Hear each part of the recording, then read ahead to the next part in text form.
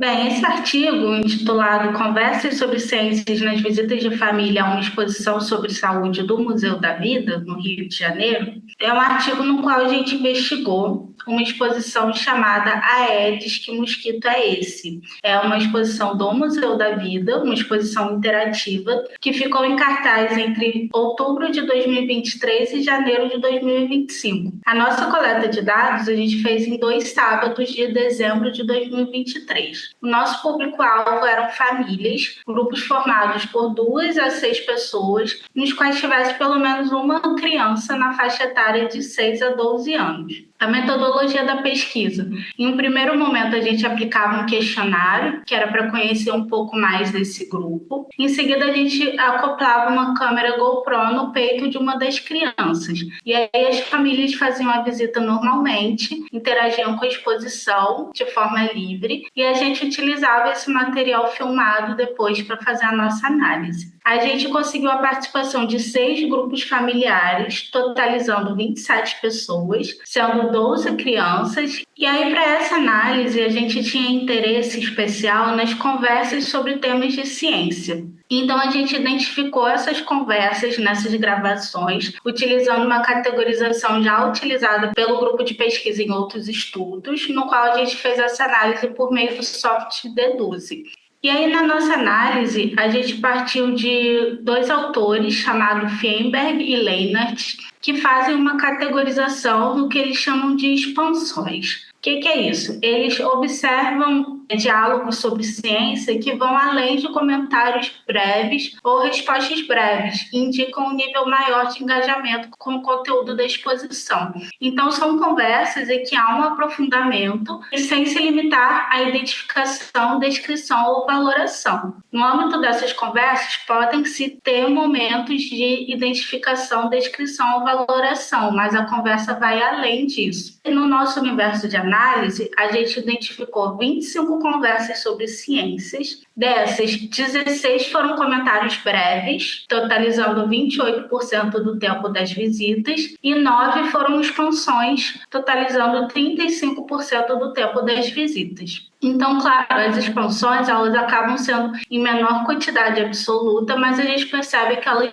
estão presentes aí num tempo bem relevante das visitas. Então, nesse estudo, a gente se aprofundou justamente nessas 9 expansões que a gente analisou qualitativamente. E aí, além do Fienberg e do Leinart, a gente usou também Callahan e Gibson.